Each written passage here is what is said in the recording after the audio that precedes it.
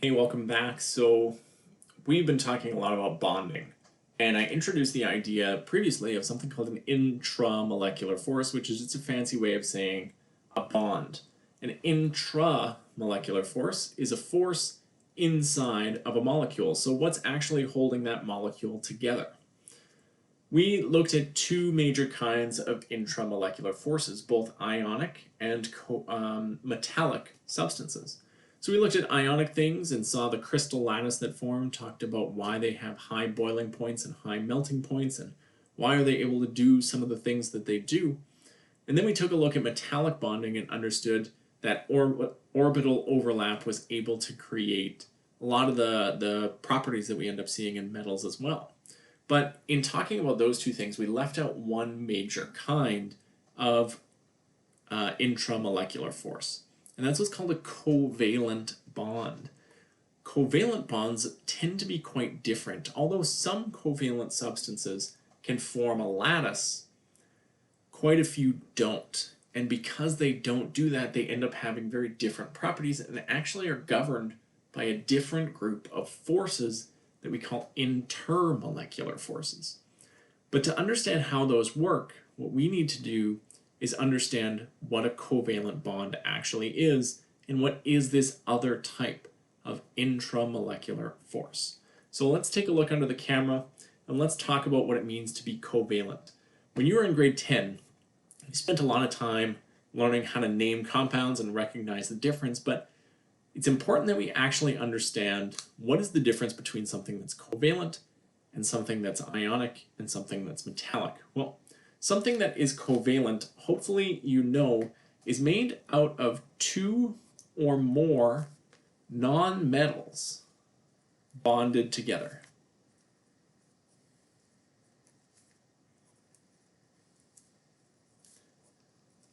So we're talking about like hydrogen and oxygen making water, or carbon and hydrogen making methane, or nitrogen and hydrogen making ammonia, and things that don't have hydrogen, like carbon and oxygen making carbon monoxide or carbon dioxide, and all of these different things that we've ended up drawing throughout the course of this unit. But let's think about what this actually means. If something is covalent, we can actually break that word down and figure out its meaning. Well, co is a prefix that we use quite often. Think about like a cooperative. We operate together. Co-op. So if something is covalent, the prefix co really just means to share. That's all that we're really talking about. But let's think about the root word here. The root word of covalent is really valence. And we've learned throughout this unit that valence is the outside orbital, at least in terms of chemistry. So we're talking about the valence electrons. So what does it mean if something is covalent? Well, it means that they share their valence electrons.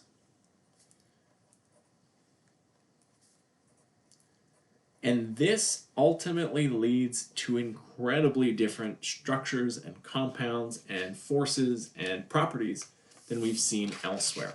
So let's think about water.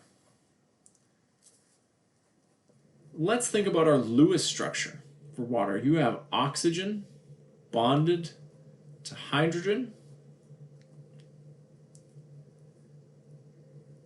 with its lone pairs around the oxygen. And that's it, right? Think back to when I drew the structure of the ionic compound. You had like this big lattice, same with the metallic bonding, you had this big lattice. But here, you just have water. You have a single molecule, not hooked to anything else.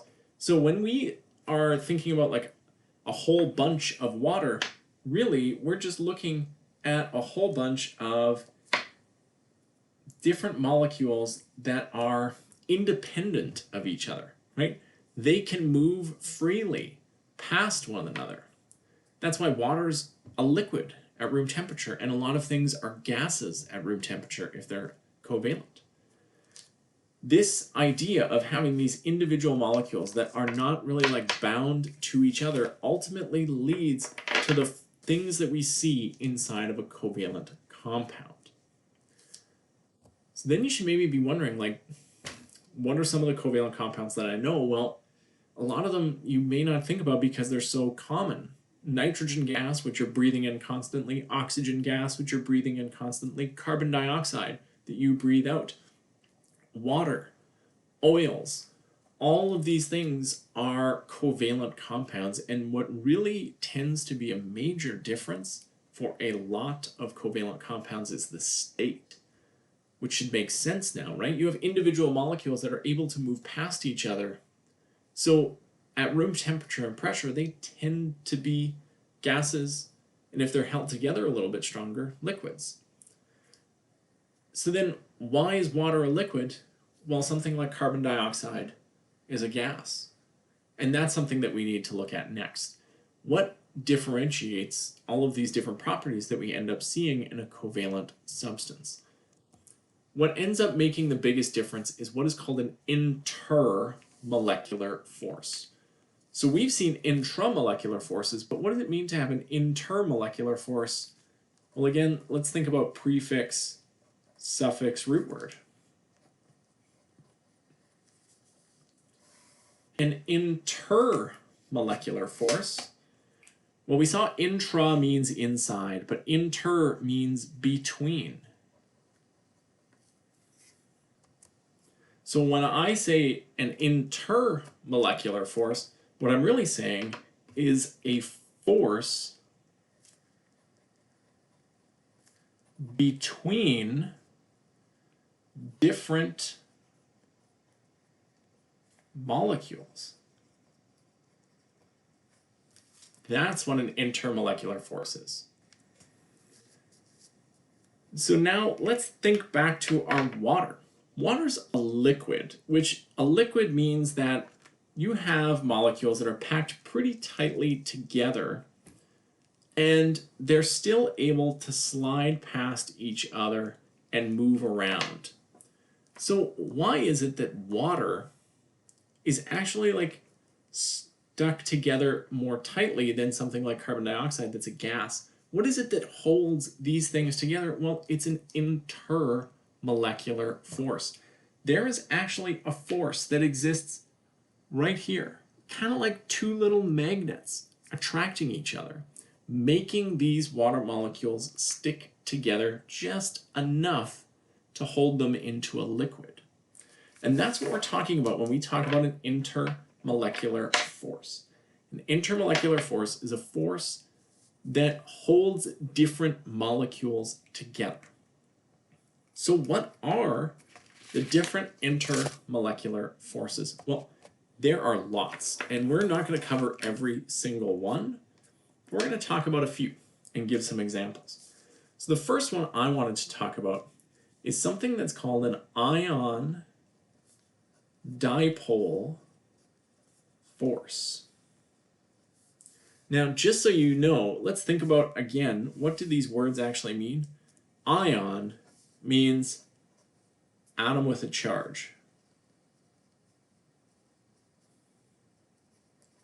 Dipole, well, di means two, pole has to do with polar. This literally just means a polar molecule. So an ion dipole force is an attraction between an ion and a polar molecule. Okay, let's give an example. Let's say you are at home, you're making pasta. So obviously when you're making pasta, you put salt in the water. Who wouldn't salt the pasta water? I believe the Olive Garden. That's who. Don't go to the Olive Garden. Just make your own pasta. It's super easy. Dump it out of the box into a boiling vat of salted water. It's like the easiest thing in the world. Okay, so you have your structure, your ion. It has an actual charge. So in this case, I'm talking about sodium. Sodium has a fully positive charge. And then we have something like water. Well, water we know is polar. That's something we've talked about previously. And so what that means is that water has a slightly negative and a slightly positive side. And I now realize I kind of drew this in the wrong spot. But you know what? I'll draw another water molecule because there's all sorts of water molecules floating around. There's not just one, there's literally trillions of water molecules. And so what ends up happening is this water, with its slightly negative side, is able to attract to the sodium.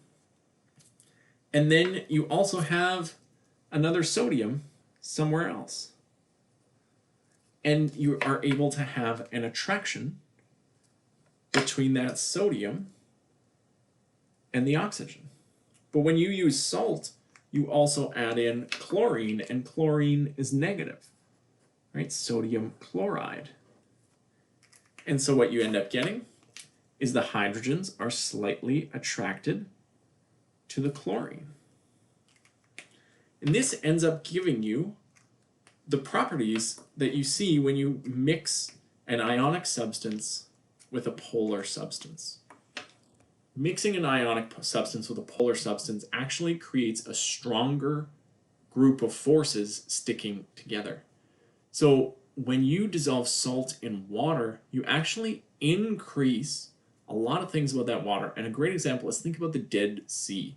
Dead Sea is a place where you have such high salt concentration in water that it actually like sucks the water closer together and makes it more dense to the point that you float on top of it incredibly easily. So this is what we mean when we talk about an ion dipole force. It's just an attraction between an ion and a polar compound. If you want to identify if you have an ion dipole force, there has to be an ion and there has to be a dipole, a polar molecule.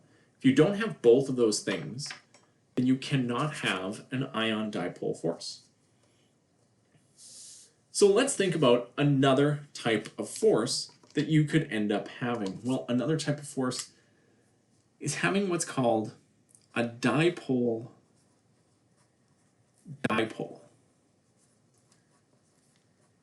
Well, what does that mean? Remember, dipole means polar molecule. So this means polar and polar.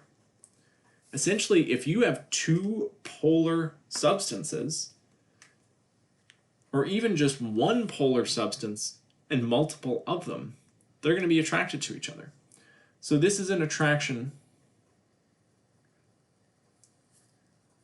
between polar molecules. And so what you end up seeing here, let's think of an example of a polar molecule. I'm going to say, let's go with like NH3.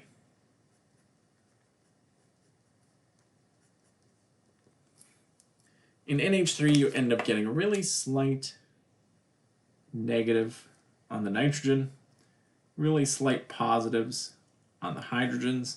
Remember, it would be trigonal pyramidal, so you end up seeing a little bit different shape that leads them to be able to form those little tiny pyramids. And then what's going to happen is when you have NH3, you never just have NH3, like one molecule of it. There's going to be millions of molecules of it. And so you end up having this large mixture of things that all have slight positives and slight negatives. And the positives will attract to the negatives. The negatives will attract to the positives. And you end up getting like this structure that kind of sticks to itself. Think about it like having a bucket full of magnets. If you had a bucket full of magnets, all those magnets are still like individual pieces, but they would want to stick to other magnets. And so they would be able to actually like inside of that structure align themselves and arrange themselves so that they want to stick together a little bit stronger. How is this different from an ion dipole? Well, an ion dipole is stronger and has the inclusion of an ion. So think about your bucket full of magnets, and then you dump in something that has a really, really strong attraction. And so all of those magnets are going to want to attract to it and attract to each other, and you just have like a stronger bunch of forces holding everything together. So those are two of the intermolecular forces that we've seen. But what are some other intermolecular forces? Well, let's introduce a new one here that is called hydrogen bonding.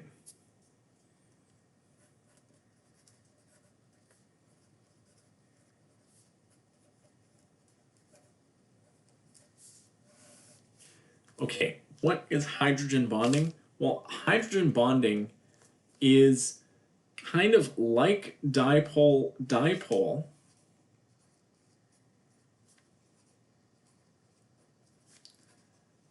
but you have a hydrogen directly bonded to oxygen, nitrogen, or fluorine. So when you have a molecule that has a hydrogen bond directly to one of those three atoms, you end up forming a really, really strong dipole. And so I'm going to give you an example. I want you to think about HF. Hydrogen bonded directly to fluorine. So what ends up happening here is fluorine is so incredibly electronegative that the electrons from hydrogen get almost completely stolen by fluorine. And so when we talk about that partial negative coming to the fluorine, well, that partial negative is quite huge in this case. And the partial positive for HF is also quite huge. You end up getting really, really strong partial charges. And so what does this do? Well, if you have a whole bunch of HF around, then what's going to happen is they're going to align themselves and they're going to want to stick to each other in this really large structure.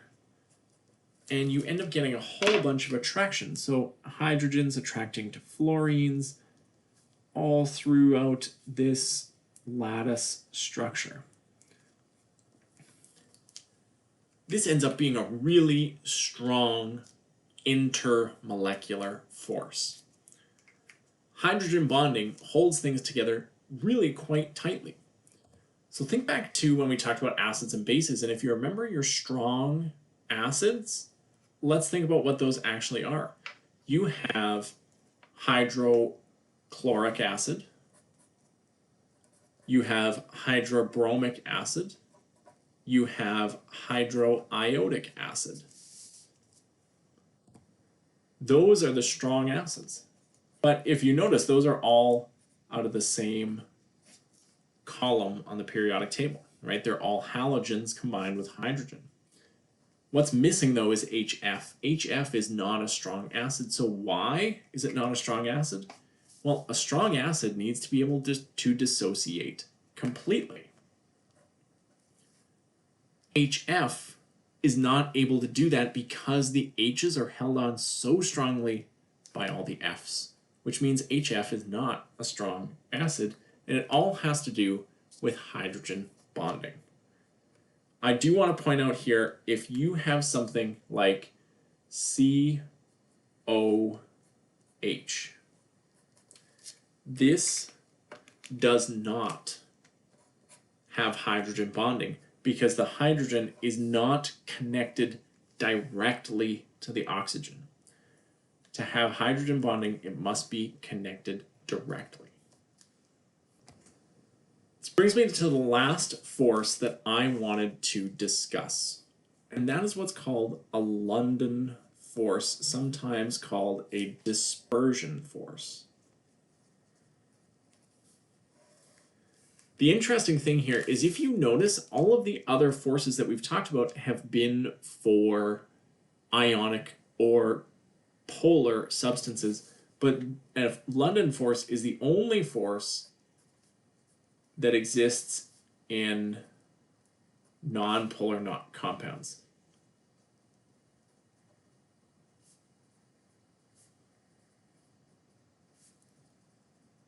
Okay, so what is a London force? Well, this is going to take a little bit of explaining. A London force has to do with the fact that when we have a molecule, that molecule has electrons.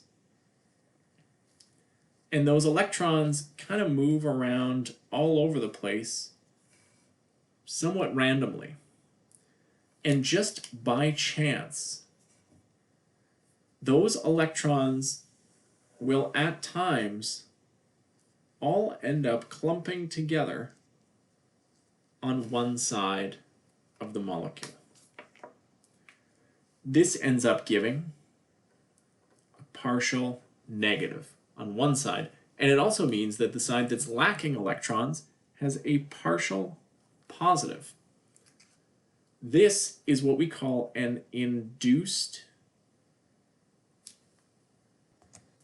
sorry, my bad, it's called an instantaneous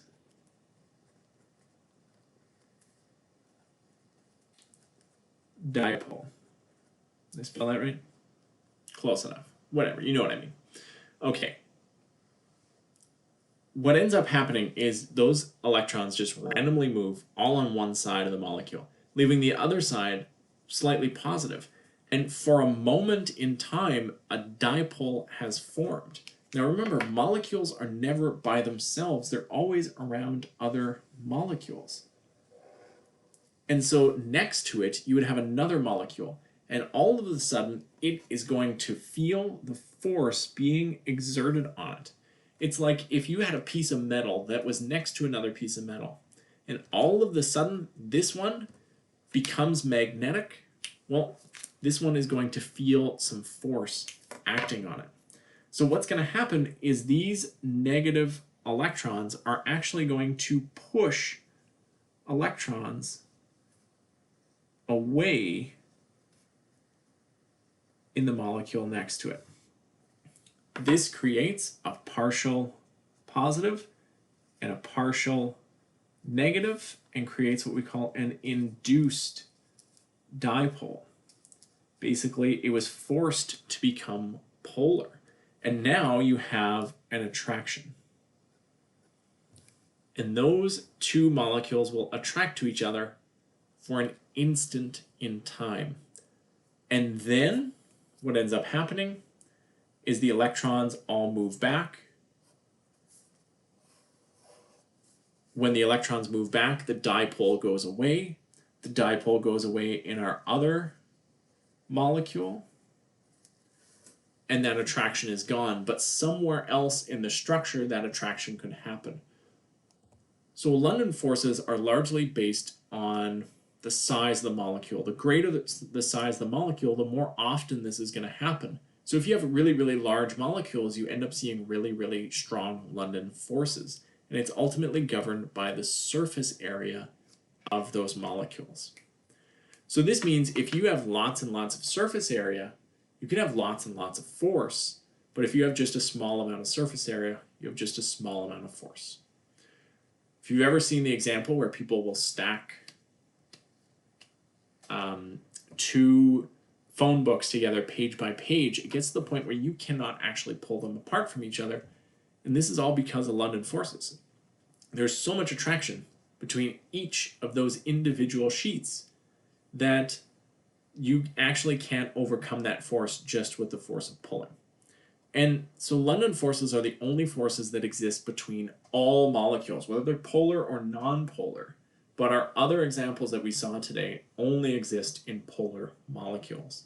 So in the next video, what I'm going to show you is how we can work through an example and determine what forces actually exist inside of that molecule. Okay, so thanks for watching. If you have any questions, make sure you let me know.